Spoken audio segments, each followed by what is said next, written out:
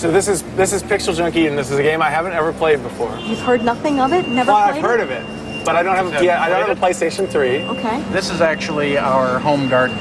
And who we are, we're these grimps. They're called grimps because they grip and they jump. Okay. And they move along the plants. They also have the ability to tether and swing. So they're almost like little insects. Very much so. But if you look kind of close, you can actually see they have like a wristwatch and you know, a little backpack and cute stuff. little characters. Yeah. There's a lot of concept out there about saying, oh, 2-dimension really doesn't belong on a high-def system. All of the games in the first series of PixelJunk are set out to prove that 2-dimensional games can be great in high definition. Right. Well, we all know that 3D is just a fad. No, I mean, I totally believe that. I'm not joking.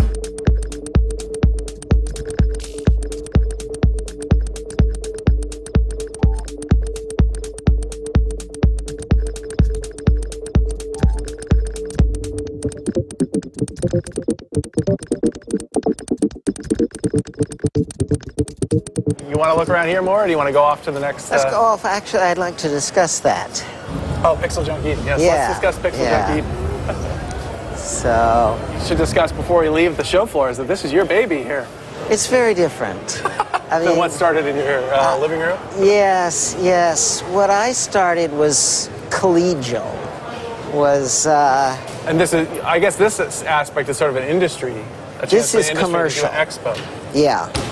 This is what the industry is now, and this is what the show should be. You look at the talks, and it's all about, you know, oh, here's how I got my business off the ground. Here's how I got my particle effects for my rain to look just right. The best I ever saw was something about two guys saying, giving a talk on the physics of how the female breast bounces. And so how to design the right. Whoa, whoop-de-doo. But anyway, so PixelJunk Eden is, you know, a prime example of the sort of thing I think that you talk about when you criticize the Independent Games Festival. I didn't like it at all because it's just a variation on the same old hand-eye coordination. We're into no man's land here. You know, can you twiddle your fingers fast enough to make cute things happen on the screen? Well, okay, fine. It's a very good variation on that.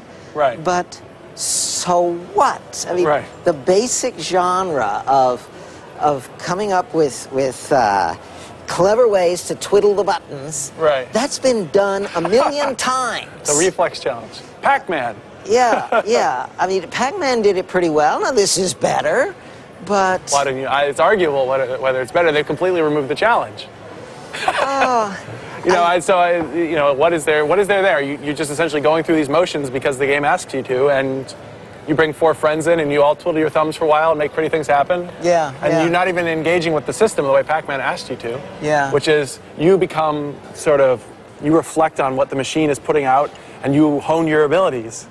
And maybe it's a very sort of superficial thing because it's just reflexes, but it changes you, at least a little bit.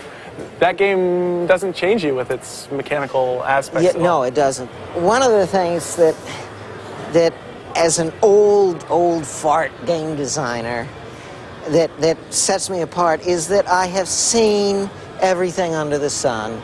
Very few things strike me as, whoa, that's new and different. Right. In fact, damn few. And I would say that, you know, looking at your work as an ensemble, I realize, whoa, there is something new and interesting here. Right. But, you know, The Sims, that wasn't a new idea. That was anticipated by something called Little Computer People, done by Activision. Right. Everything is derivative. And, yeah, in an industry like this, we should be seeing an explosion of ideas. And we're not. I don't know. I mean, I guess you're completely adverse to the idea of ever coming back and making a game ever again. Yeah, I wouldn't want to do that. in that, you know, interactive storytelling clearly is interactive computation, can kind of be lumped under a similar super banner. Here's one way of expressing my personal strategy here. The way to be the biggest fish in the pond is not to be a bigger fish. Right, right. It's to find a smaller pond. Well, you're the only fish in that pond. Yeah.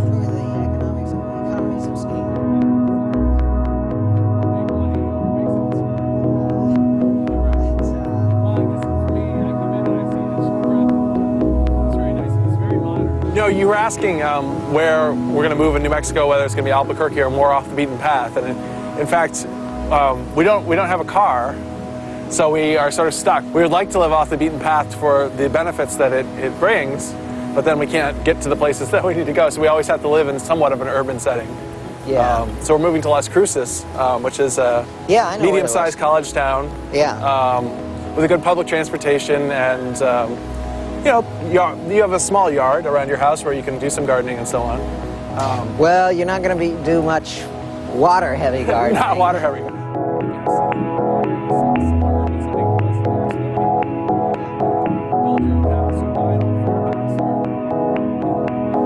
So what do you think of, in terms of interactive storytelling efforts? There's your effort. It's sort of in a similar related camp to what you're doing is what the people try to do with Facade. Yeah. Which I'm sure you're aware of. Oh, yeah. But which is a total flop. I mean, in its own. I wouldn't call it a flop. Well, I mean, it's a great experiment. I loved playing it. I enjoyed it, and it was very funny. Ian! Hey! God, it's been so long since we've seen you. Hi, how are you? God, it's been a while. And I have to say, you look great. Make yourself at home. Come on in. Ian, seeing you again makes me remember the wonderful times we all used to have. Funny. Ian, for a second there, I thought you were flirting with me.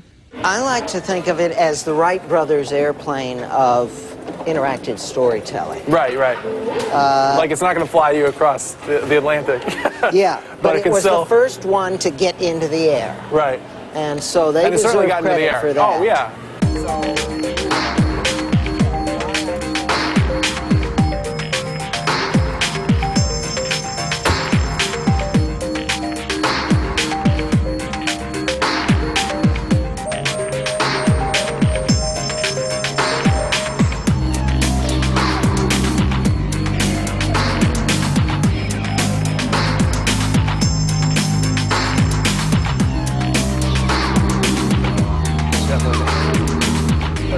Thank you. Hi. Wow. So I guess you know more about this than I do. You can lead the way. Let me tell you the story of why I got into games. I was part of the Vietnam generation. You know, we all felt very strongly that that war was wrong. All my friends were very anti-war, and I knew a lot of guys who were demonstrating and so forth, and I certainly sympathized with it, but I felt as if it wasn't enough. I mean, just getting mad about it didn't solve anything. Right, right. I decided I wanted to understand war in my very naive view that, well, you know, if we just figure this out, you know, maybe we can just make it all go away, you know. That's why you started trying to design war games and so on? Well, that came a little later, but the first approach was to study war itself, and I spent a lot of time studying, reading military history and trying to understand how it worked and why people did it, and then as part of that I happened to stumble into war games. And those were fun. These were, before you were doing them on computers, you were probably looking into these were board games. Yeah, right, the hex grids and so on. Yep. These were very serious games. Right. You think my rule books were bad. Well, I've heard legends. Anyway, now wait, what did these do? So what's that? That's Alcatraz. That's Alcatraz. Yeah. In 1974, I ran into this guy at the computer center who was working on a program to do a game called Blitzkrieg, which was one of the classic board games. Right, right. I told him he was crazy. You know, it can't be done. You were talking about because of the artificial intelligence issue? Yeah, okay. yeah.